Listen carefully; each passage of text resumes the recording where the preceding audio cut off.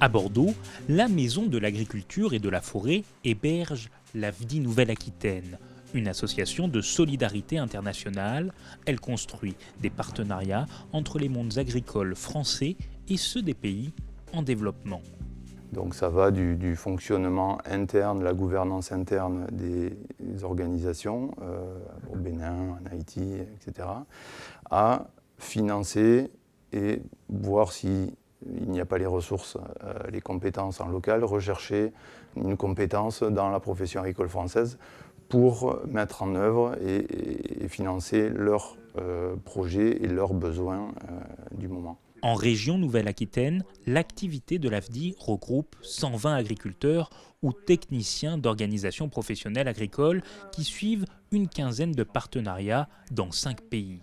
Les 3 salariés sont sans cesse en liaison avec des pays du Sud en voie de développement. AFDI, depuis son rapport d'orientation en 2015, le réseau s'est doté d'une nouvelle ambition face à l'intérêt croissant du secteur privé pour les marchés émergents africains, mais aussi par rapport à la demande de nos organisations paysannes partenaires qui sont en demande de trouver de la valorisation, donc de monter des filières et de trouver des marchés rémunérateurs. AFDI s'est donné l'ambition de servir de passerelle entre entreprises et coopératives du Nord et coopératives du Sud. D'ailleurs, depuis 2018, un PER, Partenariat économique responsable, est lancé avec la filière de l'anacarde béninoise. Anacarde, appelée plus communément noix de cajou. Mais un PER, qu'est-ce que c'est ? C'est un partenariat pluriacteur qui, autour d'une chaîne de valeur, d'une filière, qui rassemble une organisation paysanne, une coopérative généralement, une entreprise souvent locale de transformation, de première transformation dans le pays où se situent les producteurs, et une coopérative française ou une entreprise française. Et bien sûr AFDI. AFDI qui entend jouer un rôle de facilitateur, traducteur pour la mise en place de ce partenariat pluriacteur. Nous allons donc prendre la direction du Bénin pour découvrir comment se traduit ce PER sur place.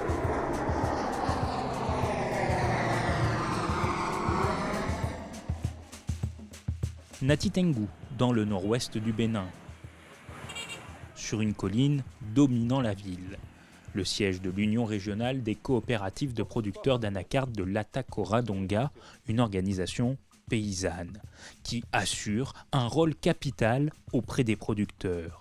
Sur cette zone, ils sont plus de 5000 à adhérer à cette coopérative, dont 500 femmes. L'Union régionale des coopératives de producteurs d'anacarde est née bien sûr partie d'un besoin des coopérateurs qui avaient un problème de mise en marché de leur production.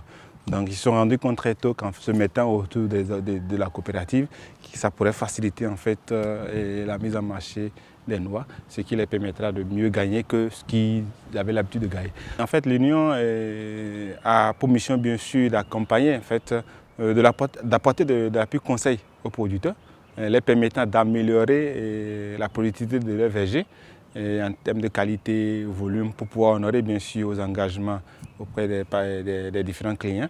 Et l'autre chose aussi, c'est l'appui à la mise en marché des produits. Ce jour-là, c'est formation au siège de l'URCPA de l'Atacoradonga.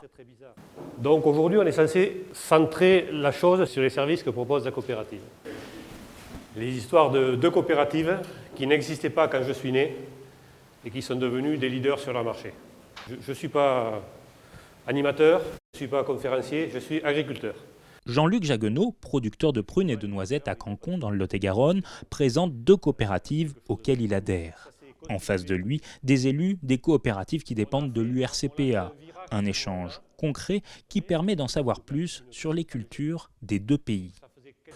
Ouais, je crois que moi je suis sensibilisé à AFDI depuis très longtemps et puis il se trouve que j'ai une expérience en matière de coopérative. Eux ici sont organisés également en coopérative. Je sais bien que les contextes sont différents, mais On commence avec un petit peu la bouteille que j'ai à comprendre quels systèmes peuvent marcher, quels systèmes posent des problèmes. Régulièrement, on essaye de faire venir quelques responsables chez nous pour qu'ils voient comment ça se passe. Jacob est président de l'URCPA. Il est venu en France. Il trouve important la plus-value qu'apportent ces échanges et ces voyages. Aller en France et les Français venir ici, c'était très important. Parce que moi, quand j'étais allé en France, ce que j'ai retenu, c'est beaucoup de choses. Maintenant, pour eux ici aussi, s'ils viennent, il y a des expériences. Parce que ce que nous faisons ici, eux, ils ne le font pas là-bas. Ça fait que s'ils viennent ici, ils apprennent beaucoup de choses. Et si nous allons là-bas aussi, nous apprenons aussi beaucoup de choses. Onésime, administrateur de l'URCPA, partage également son point de vue. Ces échanges nord-sud et sud-nord sont enrichissants. Pendant plusieurs années, nous sommes habitués vraiment à avoir, n'est-ce pas, leurs conseils, et leur appui, et qui nous fait du bien parce que seul on ne peut pas évoluer. Avec notre partenariat avec AFDI, vraiment je sens vraiment l'engagement, je sens aussi l'intérêt que nous avons avec la coopération ou bien le partenariat avec AFDI. Et sur le terrain aussi, ça se traduit par de la formation. À Kwandé, à une quarantaine de kilomètres à l'est de Nati Tengou, ce matin-là, c'est une session de formation pour des producteurs d'anacardes. Quelques dizaines se sont donné rendez-vous. Opération plantation. Les arbres, les anacardiers, doivent être à 10 mètres les uns des autres. Donc c'est notre ligne de base ici. Maintenant, ce qu'il y a, il faut qu'on trouve les 50 autres mètres ici. Donc il faut qu'on lève une perpendicularité ici pour avoir un angle de 90 degrés. On les forme, c'est pour l'entretien des plantations. Comme vous le voyez, la plantation est vieillissante, la production n'est pas trop au top. Donc on essaie de former des prestataires de services qui vont aider le producteur dans la réhabilitation de leur plantation. Le problème, sur les anciennes exploitations ou vergers, ces règles indispensables à un meilleur rendement ne sont pas forcément respectées. Alors, il faut procéder à une réhabilitation de la parcelle. Les vieilles plantations, on a besoin de faire des coupes d'abattage dans certains endroits. Lorsque la densité est trop, il faut réduire pour venir à la norme. Donc nous sommes là avec les cadres de l'ATDA, l'Agence territoriale de développement agricole, chapeauté par le ministère du Bénin, le ministère de l'Agriculture du Bénin. Et c'est eux qui coordonnent cette activité que nous sommes actuellement en train d'exécuter sur le terrain. La coopérative, il n'y voit que des bonnes choses, des avantages, des formations, mais pas seulement. Dans des villages alentours de Kwandé, ils prêchent pour leur paroisse. Dans l'union communale de Kwandé, on a 44 coopératives villageoises. Le total des producteurs fait 1011 producteurs, dont 72 femmes dans la commune de Kwandé. Dans l'organisation, je suis très fier parce qu'être en association, les produits coulent vite et tu arrives à vendre à un bon prix. Ça fait que aussi nous, les producteurs, de temps en temps, on se trouve et on parle ensemble. Si quelqu'un a des difficultés, on essaie à régler cette difficulté. Être en association, c'est très important. J'ai au moins 5 hectares d'anacarde. Et ça marche bien? Ça marche bien. Par l'appui de nos projets qui nous appuient et l'appui de nos techniciens conseillers là, vraiment, on rend grâce à Dieu. Au départ, avant l'avènement de la coopérative, on ne savait pas que c'était bien d'aller en coopérative. Mais avec le système, comme tout le monde s'est affilié à la coopérative, on a trouvé que c'était une perte de ne pas être en coopérative. Actuellement, je crois que les autres producteurs qui ne sont pas dans les coopératives sont en train de chercher les voies et moyens pour quand même être avec nous. Donc être en coopérative, je crois que c'est la meilleure des choses. Ça vous apporte quoi? Et beaucoup d'avantages, c'est ce que j'ai dit, beaucoup d'avantages. On bénéficie des formations gratuitement, et on bénéficie des primes, on bénéficie du matériel, on bénéficie des infrastructures et beaucoup de choses, quoi. Être en coopérative, je crois que c'est mieux que d'être individuel. La coopérative joue également un rôle dans la transition en bio. Un accompagnement par les conseillers comme Ismaëlou, qui voit une importance essentielle dans le respect de la nature. Donc on forme les producteurs sur le bio, les exigences de chaque standard, donc l'UE, l'américain, ainsi de suite. Et on les suit dans leur plantation pour voir ceux qui suivent les exigences demandées par ces standards. Les vergers bio sont identifiés et identifiables. Les rendements sont plus élevés, plus 15% selon les producteurs bio de l'URCPA. Les itinéraires techniques sont plus rigoureux et la conduite des vergers se professionnalise. Les producteurs y trouvent donc leur intérêt, même si parfois les démarches peuvent paraître plus contraignantes.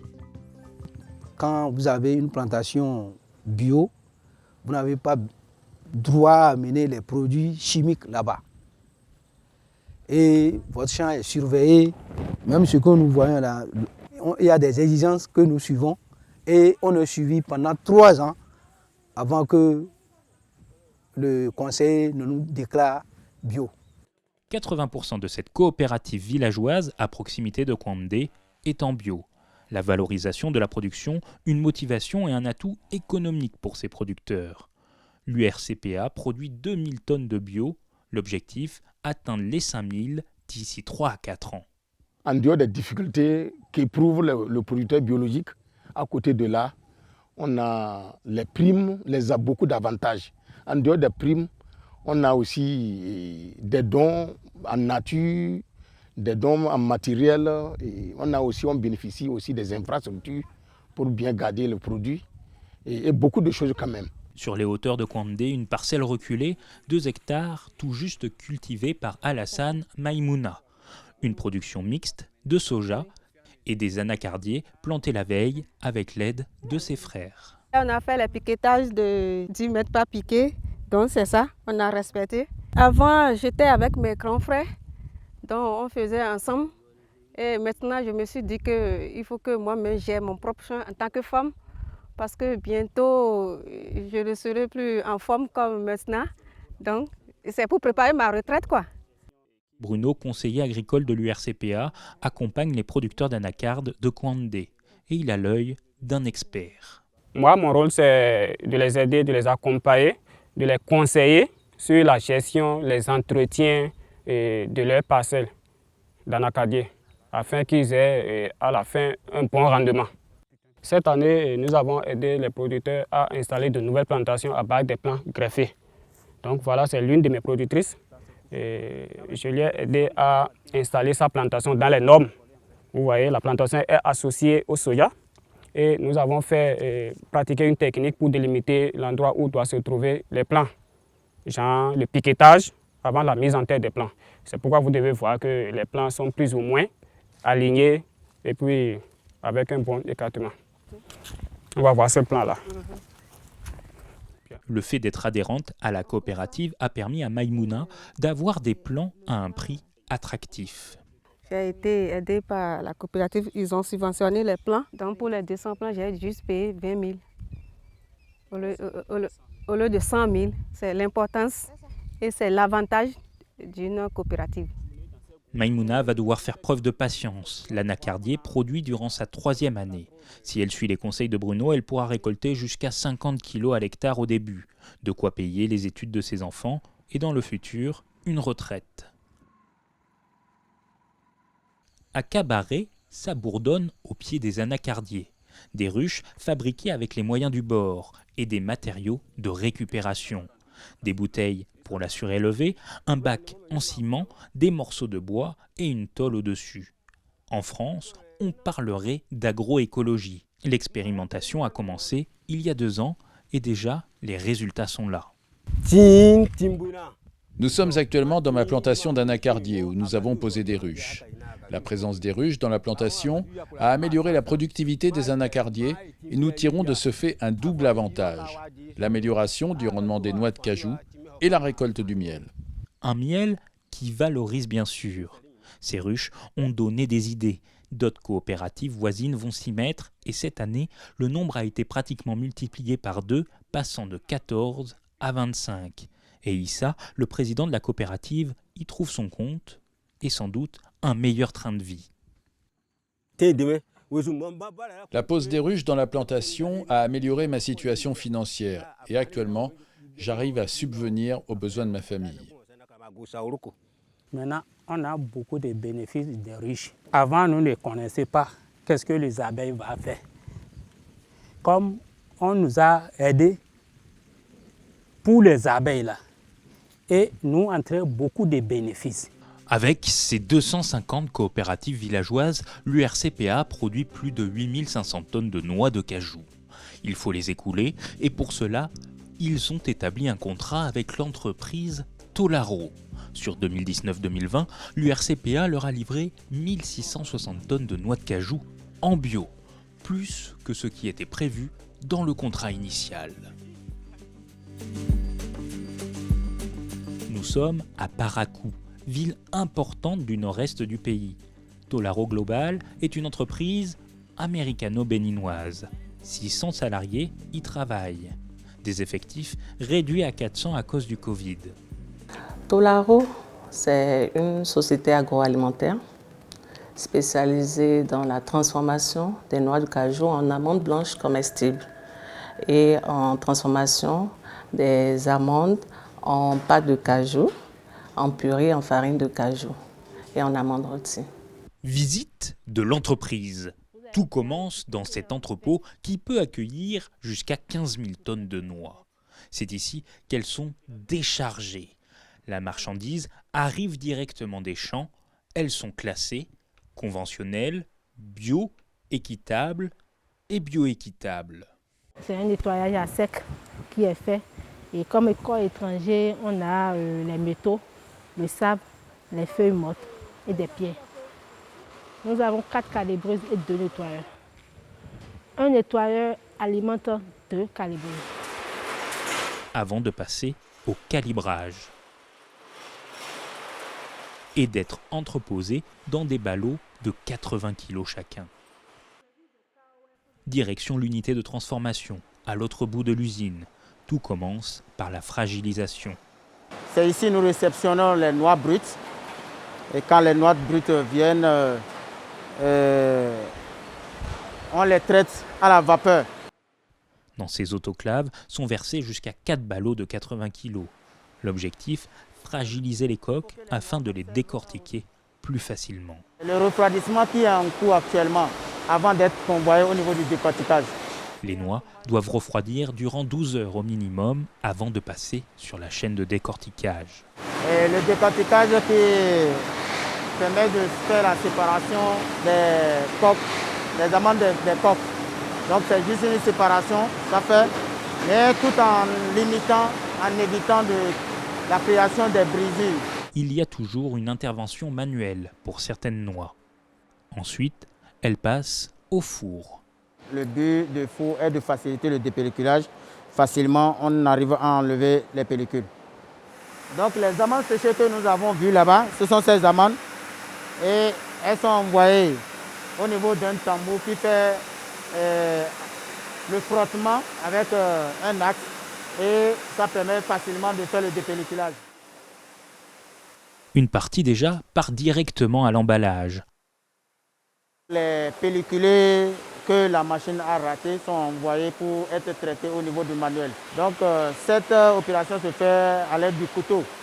Donc elles ont un petit couteau en main, c'est avec ça elles enlèvent les pelliculés qui entourent l'amande. On finit par la classification. Selon le calibre des amandes, elles sont toujours contrôlées avant d'être emballées. Donc nous sommes dans la section classification où les amandes qui ont un peu de défaut que la machine n'a pas enlevé sont envoyées au niveau des agents. D'autres amandes également viennent ici pour être finalisées manuellement avant d'être livrées au niveau de l'emballage. Finalement, ce processus industriel est maîtrisé. Il ressemble pour beaucoup aux usines que l'on trouve dans les pays les plus développés, notamment en Europe et à Cancon, en Lot-et-Garonne, à l'usine Coquille. Il y a beaucoup de similitudes dans tout ce que nous faisons. C'est vrai que de l'autre côté, c'est plutôt les noisettes, mais ici, c'est les noix de cajou.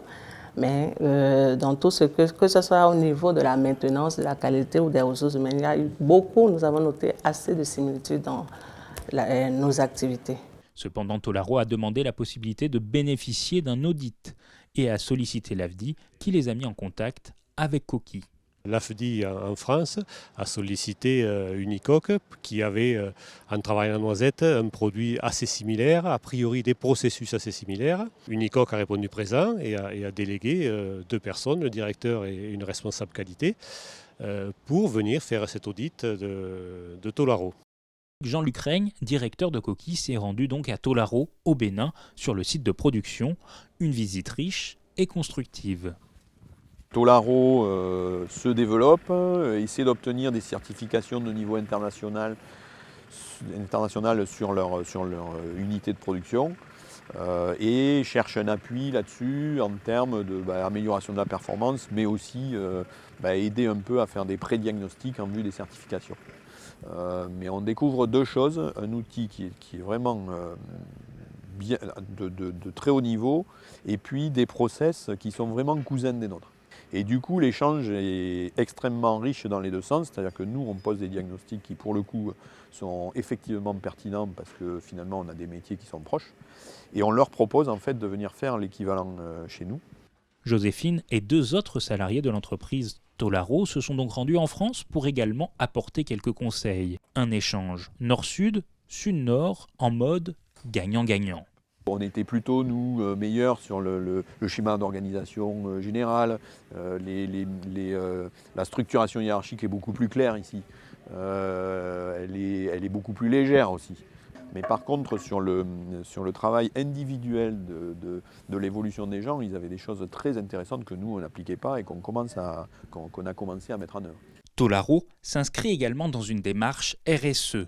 RSE pour responsabilité sociétale des entreprises, qui se définit comme l'intégration volontaire par les entreprises de préoccupations sociales et environnementales. Et ça va bien au-delà d'ailleurs des politiques sociales que l'on peut trouver au Bénin.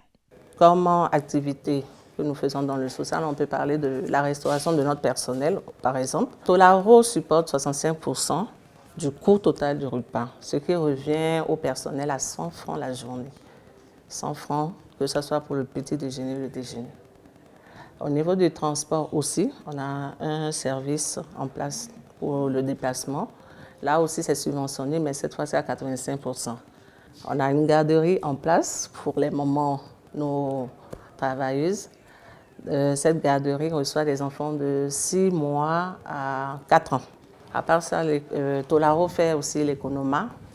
L'Economa, c'est la boutique qui permet aux agents de subvenir à leurs besoins, d'anticiper sur certains problèmes au niveau de l'alimentation, l'achat à crédit des produits vivriers. Tolaro aussi, c'est les aides sociales. Nous aidons le personnel, surtout pour les événements malheureux. Une démarche RSE qui concerne les salariés de l'entreprise, avec les congés maternité, la crèche ou la cantine au sein de l'usine, les transports en bus, mais aussi leurs fournisseurs comme l'URCPA.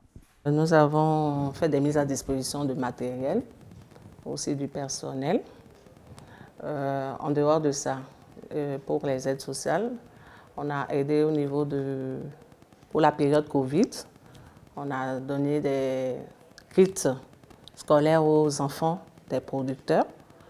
Au fait, l'objectif de tout ça, c'est quand même que le partenariat puisse perdurer parce qu'ils apportent beaucoup et eux, ils ont la matière, nous avons le marché.